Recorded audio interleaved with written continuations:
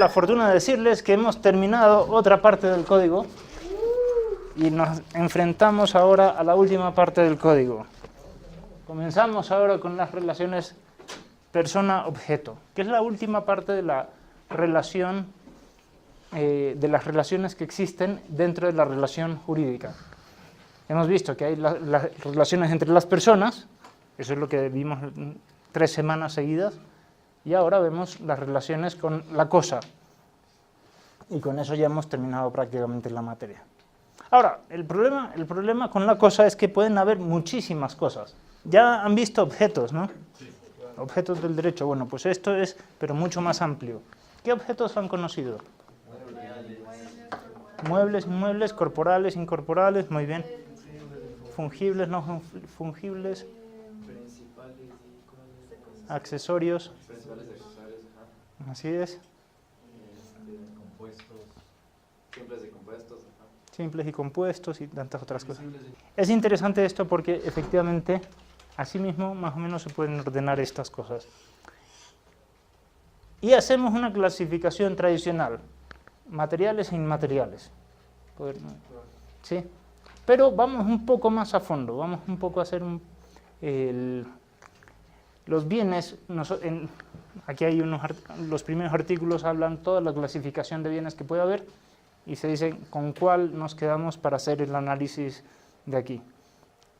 Un poco los veremos todos, pero organizados de la siguiente manera, ¿no? Primero, materia en un sentido amplio. Y lo contrario de la materia, ¿qué es?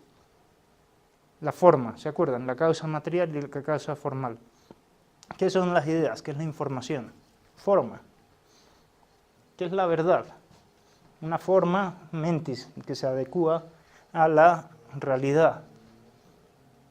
¿Cuál es el sentido último de todo el procedimiento civil, del proceso penal, etcétera? Hallar la verdad. Por eso también lo ponemos en forma.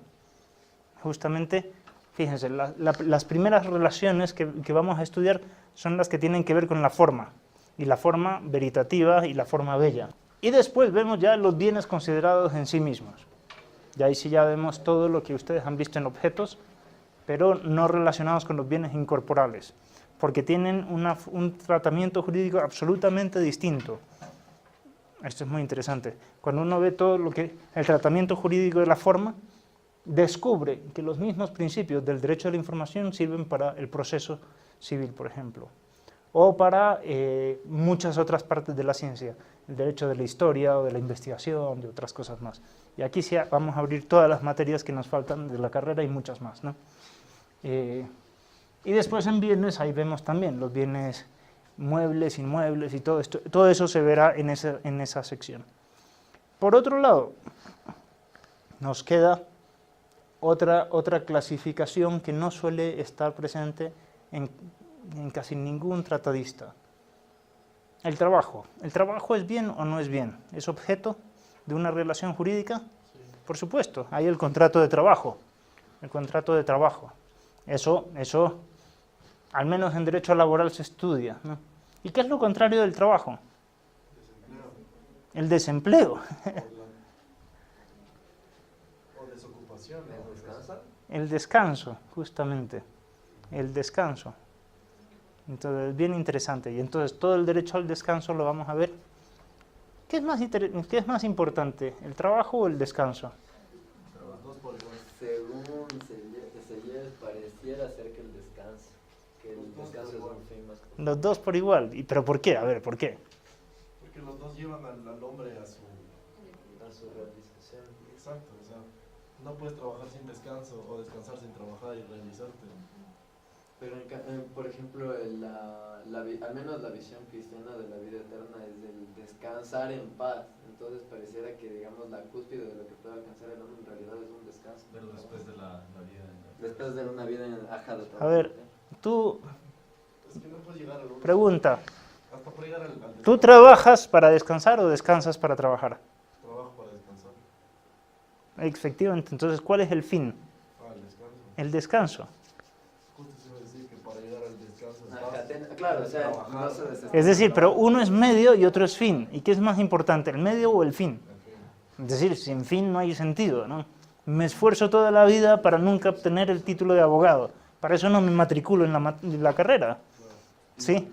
Es decir, mucho más importante es el descanso. Efectivamente. Ahora, hay diferentes tipos de descansos. Ciertamente uno no puede cavar 8 horas seguidas. Nadie. Digo, no sé si alguna vez han cavado o talado. Son cosas que exigen demasiado esfuerzo físico. Yo sí, digo, no, en 2 minutos ya está cansado. 2 minutos, ¿no? Y, pues bien, necesitas parar un poco, pero ese es un descanso útil, pero ya el descanso en su sentido genuino, absoluto, digo, tú dices, ese es el fin de la vida, ¿no? Concluiremos que hay varios tipos de descanso, entre esos descansos hay un descanso último, y ahí empatarán muchas cosas, porque hemos dicho muchas cosas, que el fin del ser humano es la felicidad, al principio. Acabamos de ver en la última parte que el fin del ser humano son las personas, ¿se acuerdan? Y ahora decimos que el fin del ser humano es el descanso. Más aún, el fin del ser humano es la fiesta. Ah, caramba. Dentro de todos los descansos hay uno que es principal, que es la fiesta. Entonces, y esa será la última clase que daremos aquí, la fiesta, ¿no? Y entonces veremos cómo no hemos caído en contradicción, que todo esto se une perfectamente en la fiesta. Pero la fiesta a su debido momento. Todavía estamos trabajando. Entonces comenzamos con la primera de las relaciones de los objetos. Aquí vamos yendo por objetos, ¿no? El objeto, justamente, comenzamos diciendo algo de las generalidades. Me parece que esto es muy sencillo, no tiene nada. Decíamos que en las relaciones interpersonales, ¿la persona era fin o medio? Siempre era fin. Kant. En cambio, en las relaciones con los objetos son fin o no? Son medio, ¿no? Ahora, ¿cualquier cosa puede ser objeto de la relación jurídica? ¿Cualquier cosa puede ser objeto de la relación jurídica? No. También puede ser. Ya, pero digo, venta de armas puede ser lícito o ilícito, depende del fin. Sí. Pero ¿qué cosas están fuera de la relación jurídica? Entonces, las características de eso, aquí sigo Herbada, ya muchos otros, ¿no? Primero, que tenga una manifestación externa. Digo, los pensamientos protervos que yo puedo tener contra Marcelo, así, ¿sí? De matarlo, acuchillarlo y todo esto, no tienen ninguna consecuencia jurídica hasta que yo los exteriorice, ¿no? O en la boca y le diga, tú miserable, no sé cuánto, ¿no? O en los actos, peor, ¿no? Que saque el cuchillo. ¿Se entiende? Mientras no sea externa o no tenga algún tipo de manifestación externa. Pero además que pueda ser distribuido. Por ejemplo, los hoyos negros pueden ser objeto de derecho. ¿Por qué? ¿Es una cosa externa o no? No puede ser distribuida, no puede decir para ti este pedacito y para mí este pedacito, ¿no? Eso no interesa al derecho. Por eso, esos son los objetos que nos interesan dentro del derecho. Hay algunos aforismos, ¿no? ¿Cuánto vale cada objeto? Pues lo que tenga de ser y lo que nos sirva para alcanzar nuestros fines, ¿no?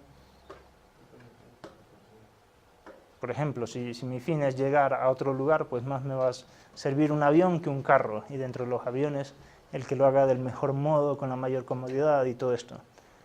Clases de objeto, bueno, materiales, esto es lo que hemos visto, el esfuerzo, el efecto, y en ese sentido lo ordenamos. Esta es la relación persona-objeto. ¿Se acuerdan? Aquí simplemente recordar una cosa, que dentro de la relación jurídica cada sujeto tenía una posición jurídica subjetiva. Dentro de la relación jurídica, ¿qué era la relación jurídica? La relación de complementariedad que existe entre dos sujetos donde uno es el titular y otro es el deudor sobre una cosa. ¿Sí? Entonces cada uno tiene una posición. Y esas posiciones pueden ser positivas o negativas. Pueden ser derechos, expectativas, intereses, facultades, etcétera, positivas, o deudas, obligaciones, etcétera. Pues bien, la cosa también tiene una posición dentro de la relación jurídica. Un secreto, por ejemplo. Un secreto puede ser algo prohibido, puede ser el derecho de las partes, puede ser algo exigido. Tú tienes que guardarme el secreto. Pues tiene un espacio jurídico determinado cada cosa. ¿Qué lo determina? Justamente la naturaleza de las cosas. ¿Estamos hasta ahí? Esto es lo que se dice ahí. Los tipos de relaciones, el espacio jurídico del objeto. El secreto, ¿qué puede ser? Pues un derecho subjetivo, una obligación, puede ser una prohibición, un mandato. Yo firmo un contrato con el médico de que no diga nada de lo que le voy a decir, ¿no? Un mandato, ¿no? Bien. Un interés reconocido, yo puedo tener un interés, una expectativa, una dirección. A veces simplemente señalo cómo se han de usar las cosas y ya. Esto es interesante, cuando ustedes estudian algún objeto del derecho, si revisan este límite, ya tienen el índice de todas las cosas que tienen que revisar, ¿no? En los objetos del derecho. Una propiedad puede ser efectivamente algo prohibido para algunos, nadie puede entrar ahí, o un derecho subjetivo, etcétera.